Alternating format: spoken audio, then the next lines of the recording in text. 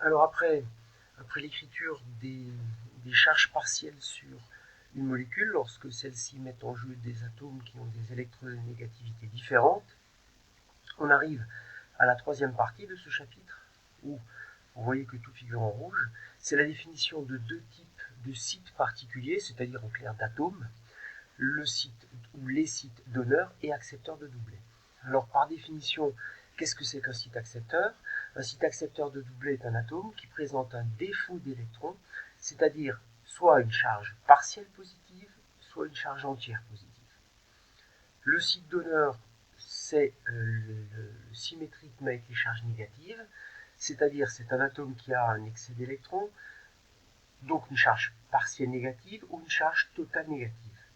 Ainsi que, c'est là qu'il y a les deux petites nouveautés par rapport au site accepteur, une liaison multiple, ce que j'ai donc appelé au préalable une insaturation, c'est-à-dire une double ou une triple liaison, ou alors un atome qui porte un doublet non liant, comme l'était l'atome d'oxygène dans le cas précédent du dioxyde de carbone.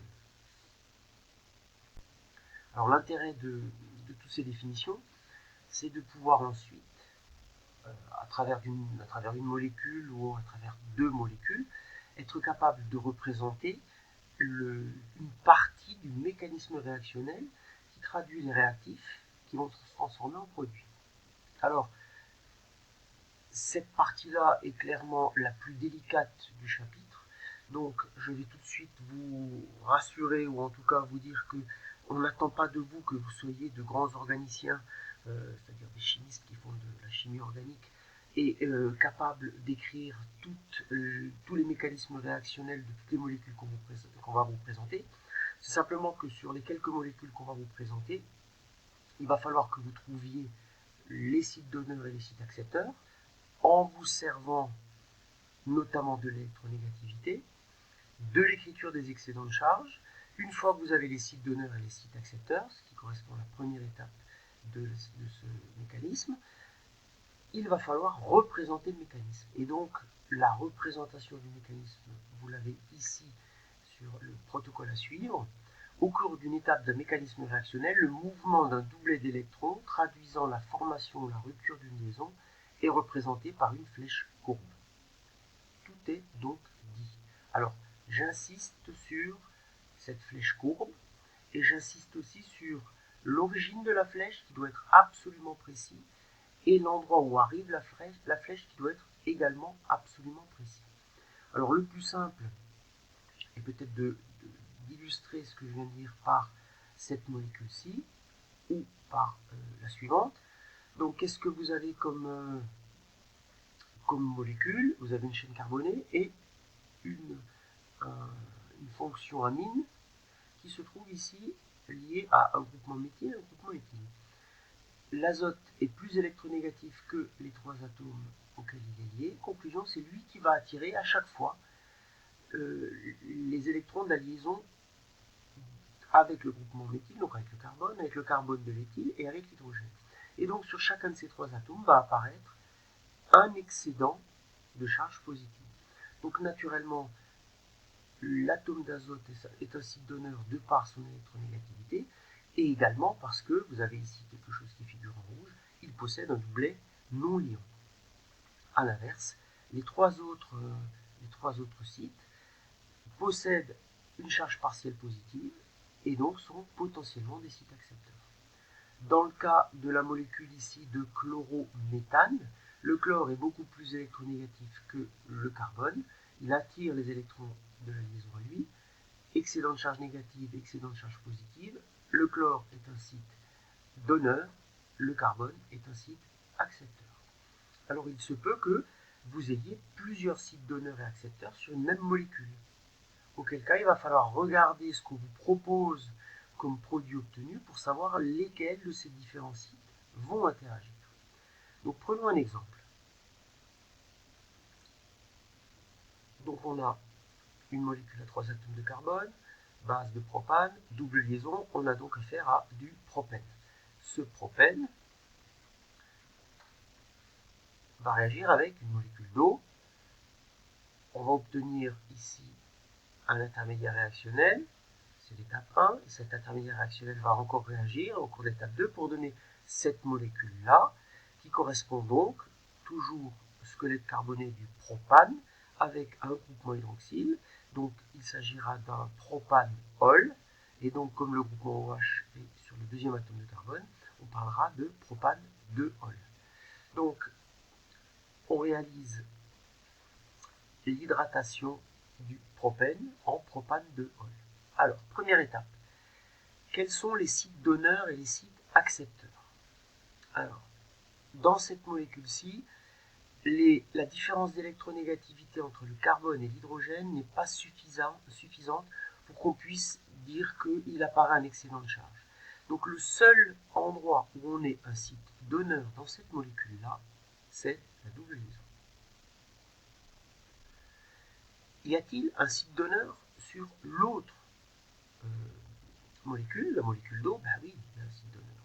Vous avez les deux doublets non-ions de l'oxygène, et vous avez le fait que l'oxygène étant plus électronégatif que l'hydrogène, va attirer les électrons de la liaison à lui sur la liaison OH et sur l'autre liaison OH. Donc là, clairement, l'oxygène, c'est un site donneur. Celui-là est aussi un site donneur. Donc là, vous vous retrouvez devant le problème que j'abordais tout à l'heure. Les deux molécules ont un site donneur. A-t-on des sites accepteurs? Sur cette molécule-là, difficile à identifier, mais il doit y en avoir. Très certainement le carbone qui est lié par l'intermédiaire de la double liaison à l'autre atome de carbone. Par contre, dans la molécule d'eau, comme l'oxygène est beaucoup plus électronégatif, il va apparaître un delta plus sur chacun des atomes d'hydrogène. Alors que dans le même temps, il y a 2 delta moins sur l'atome d'oxygène. Donc, clairement, l'hydrogène, constitue un site accepteur. Alors, le site accepteur que l'on obtient, il y a donc un site accepteur sur la molécule d'eau, un site donneur sur la molécule d'eau, et on n'identifie qu'un site donneur sur la molécule de propène. L'étape qui va vous permettre de savoir sans ambiguïté lequel des deux sites donneurs va être utilisé, c'est de regarder ce qu'on obtient. Qu'est-ce qu'on obtient? La double liaison, elle n'est plus là. Vous avez CH, et là, au lieu d'avoir un CH2, vous avez un CH3. Donc on devine en faisant un bilan comptable que de cette molécule à celle-là, on a ajouté un atome d'hydrogène. Quel atome d'hydrogène? Celui-ci. Ce qui veut donc dire qu'on s'est servi de cet atome d'hydrogène en termes de site donneur. De site accepteur, pardon. Le site donneur est forcément dans la molécule de propène, et c'est donc lui, par cette flèche-ci, qui est venu chercher l'atome d'hydrogène. La liaison, donc l'atome d'hydrogène est parti, sans sa liaison. Vous retrouvez donc les deux électrons de la liaison qui vont se rabattre sur l'oxygène, qui vont lui donner ces trois doublets. Donc le doublet qui constituait les deux doublets non-ions qui sont là, et ce doublet-là que je vais mettre en bleu, qui était en fait le doublet de la liaison. Donc ce doublet s'est rabattu. L'atome d'oxygène doit avoir quoi? Doit avoir deux doublets non-ions, deux électrons. Là, il récupère, il a toujours ces deux doublets non-ions, mais il récupère un électron de plus, qui est l'électron de l'hydrogène. Donc, naturellement, il est chargé négativement. C'est-à-dire que cet atome d'hydrogène a 2, 4, 6, 7 électrons, alors qu'il est censé en avoir 6 normalement, donc il a une charge négative. Il en a un de plus que normal. L'atome d'hydrogène, lui, qu'est-ce qui lui arrive? L'atome d'hydrogène est parti avec la double liaison. Donc cette double liaison s'est ouverte et est allée chercher l'atome d'hydrogène. Les deux électrons de la liaison sont venus sur l'atome d'hydrogène qui a laissé ces deux électrons à l'oxygène et qui est parti tout seul. Ce qui fait que vous avez ici un CH3. La molécule était neutre parce que le carbone partageait un électron, mais on lui a pris son électron. Donc il se retrouve avec un électron de moins, ce qui justifie ici la charge positive. Donc en résumé, le carbone ici a une charge positive, l'oxygène a une charge négative. Pourquoi? Tout tout simplement parce que la double liaison s'est ouverte et restée fixée sur cet atome de carbone, c'est ouverte pour aller chercher l'atome d'hydrogène, site accepteur. Celui-ci est parti en laissant la double liaison, enfin les deux électrons de la liaison bleue sur l'oxygène, qui se retrouve avec un électron de plus, charge négative. Cette étape-là est ce qu'on appelle une étape intermédiaire dans le mécanisme réactionnel.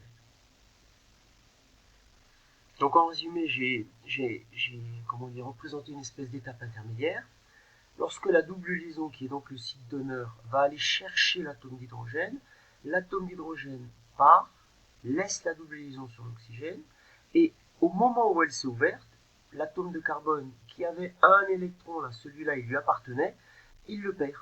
Donc comme il perd un électron, il était neutre, avec cet électron, il le perd, donc il est chargé positivement. L'atome d'hydrogène reçoit, donc lui laisse son électron à l'oxygène, donc un électron de plus pour l'oxygène, ce qui explique la charge moins. Par contre, il lui manque un électron, mais le carbone, là, a cassé la liaison en prenant les deux électrons. Donc il lui donne son électron, ce qui fait qu'on a une liaison CH3. Deuxième étape, que se passe-t-il? Vous avez, alors, je répète, on a les réactifs de départ, on a l'état intermédiaire, et donc c'est la vision de cet état ici qui nous permet de dire que le site donneur, c'est la double liaison du propène, le site accepteur, c'est un atome d'hydrogène de la molécule d'eau. Deuxième étape, qu'est-ce qu'on voit? On voit qu'on obtient du propane de Hall, c'est-à-dire que le groupement OH, le OH- qui est là, va se retrouver sur la molécule, la structure carbonée du propane. Donc très certainement, un site donneur va interagir avec un site accepteur. Quels sont les sites donneurs et accepteurs possibles? Alors là, il est clair que le site donneur, il est très net. Le site donneur, vous avez ici 3 doublets non liants, une charge négative. Donc ici, vous avez le site donneur. Où est le site accepteur? Le site accepteur, c'est facile aussi. Il n'y en a qu'un seul sur la deuxième molécule, c'est la charge positive. Et donc on a le mécanisme qui fait partir la flèche du site donneur, donc d'un doublet, vers le site accepteur. L'oxygène a un électron en trop, le carbone, il lui en manque un, donc le partage de ce doublet va permettre d'équilibrer les charges, plus, moins, ça va faire une charge nulle, et on obtiendra donc une molécule de propane, de Hall. Donc voilà un petit peu la nature de ce qu'on attend de vous dans ce chapitre. J'aurai l'occasion bien sûr de refaire d'autres exercices en classe pour détailler d'autres mécanismes réactionnels. Donc voilà pour cette deuxième partie du chapitre 12. La détermination des sites donneurs et accepteurs va nous permettre de déterminer quelques étapes de mécanisme réactionnel, c'est-à-dire que l'on va toujours avoir la flèche qui partira du site donneur, donc ici du doublet noyant, pour aller vers le site accepteur, c'est-à-dire du carbone. Dans tous les cas, vous aurez les réactifs ainsi que les produits. Et la vision des produits vous permettra d'anticiper sur ce qui peut se passer. Donc là, par exemple, on voit bien qu'on obtient l'ion Cl-, donc il est clair que le doublet CCl doit forcément se rabattre sur le chlore pour obtenir cet ion Cl-. Et de la même manière, sur l'azote figure un groupement CH3, c'est-à-dire que le CH3 qui est là va se retrouver fixé sur l'azote. Donc il est clair que le site donneur, c'est le doublet noyant de l'azote, et le site accepteur, c'est le carbone tétraédrique du chlorométhane. Donc voilà pour ce chapitre 12. On aura l'occasion en cours de faire un certain nombre d'exercices.